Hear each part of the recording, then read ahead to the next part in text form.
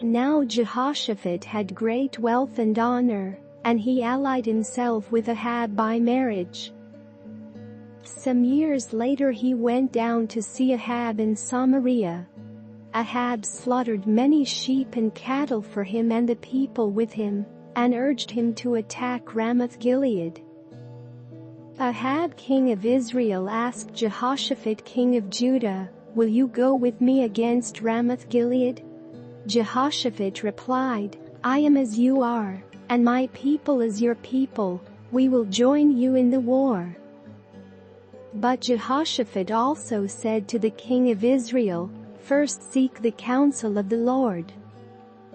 So the king of Israel brought together the prophets 400 men and asked them, "Shall we go to war against Ramoth Gilead, or shall I not?" "Go," they answered, "for God will give it into the king's hand."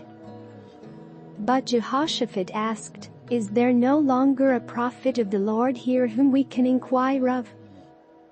The king of Israel answered Jehoshaphat, "There is still one prophet through whom we can inquire of the Lord, but I hate him because he never prophesies anything good about me, but always bad. He is Micaiah son of Imlah." "The king should not say such a thing," Jehoshaphat replied. So the king of Israel called one of his officials and said, "Bring Micaiah son of Imlah at once." Dressed in their royal robes, the king of Israel and Jehoshaphat king of Judah were sitting on their thrones at the threshing floor by the entrance of the gate of Samaria, with all the prophets prophesying before them. Now Zedekiah son of Kenaanah had made iron horns, and he declared, "This is what the Lord says. With these you will gore the Arameans until they are destroyed." All the other prophets were prophesying the same thing. "Attack Ramoth Gilead and be victorious," they said, "for the Lord will give it into the king's hand." The messenger who had gone to summon Micaiah said to him, "Look, the other prophets without exception are predicting success for the king. Let your word agree with theirs, and speak favorably." But Micaiah said, "As surely as the Lord lives, I can tell him only what my God says."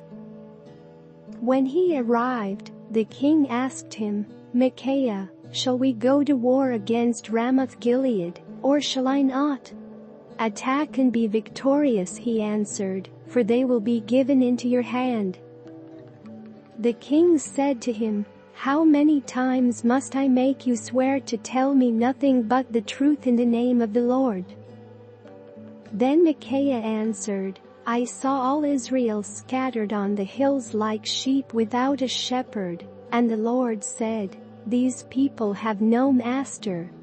Let each one go home in peace.'" The king of Israel said to Jehoshaphat, "Didn't I tell you that he never prophesies anything good about me, but only bad?" Micaiah continued, "Therefore hear the word of the Lord. I saw the Lord sitting on his throne with all the multitudes of heaven standing on his right and on his left. And the Lord said, 'Who will entice Ahab king of Israel into attacking Ramoth Gilead, and going to his death there?' One suggested this, and another that. Finally, a spirit came forward, stood before the Lord and said, 'I will entice him.' 'By what means?' the Lord asked. 'I will go and be a deceiving spirit in the mouths of all his prophets,' he said. 'You will succeed in enticing him,' said the Lord. 'Go and do it.' So now the Lord has put a deceiving spirit in the mouths of these prophets of yours. The Lord has decreed disaster for you." Then Zedekiah son of Kenaanah went up and slapped Micaiah in the face. "Which way did the spirit from the Lord go when he went from me to speak to you?" he asked. Micaiah replied, "You will find out on the day you go to hide in an inner room." The king of Israel then ordered, "Take Micaiah and send him back to Amon the ruler of the city, and to Joash the king's son. And say, this is what the king says. Put this fellow in prison and give him nothing but bread and water until I return safely." Micaiah declared, "If you ever return safely, the Lord has not spoken through me." Then he added, "Mark my words, all you people." So the king of Israel and Jehoshaphat king of Judah went up to Ramoth Gilead. The king of Israel said to Jehoshaphat, "I will enter the battle in disguise, but you wear your royal robes." So the king of Israel disguised himself and went into battle. Now the king of Aram had ordered his chariot commanders, "Do not fight with anyone, small or great, except the king of Israel." When the chariot commanders saw Jehoshaphat, they thought, "This is the king of Israel." So they turned to attack him, but Jehoshaphat cried out, and the Lord helped him. God drew them away from him. For when the chariot commanders saw that he was not the king of Israel, they stopped pursuing him.